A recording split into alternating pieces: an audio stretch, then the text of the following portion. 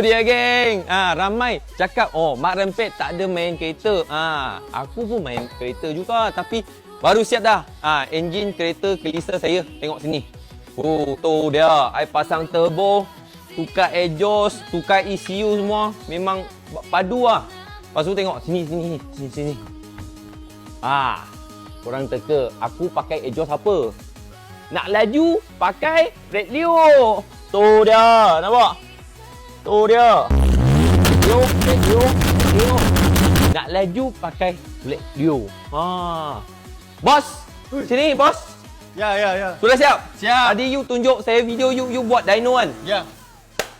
Berapa horsepower? Apa? Wah, you memang padu 700 lebih ah. You ingat you Mia kereta apa? Bukan Evo pun tak dapat buat loh 700. Ini macam ni. 70 ah. Aku ingat 700.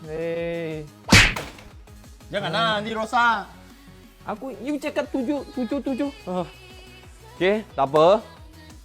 Kereta pun sudah siap. So, korang stay tune. Korang teka jap. Ini nak buat colour apa? I nak cat colour. Lepas tu korang teka jap, korang komen. Nak buat hitam ke, pink ke, kelabu ke, kuning ke? Korang komen. Komen paling banyak, I buat apa? Okey.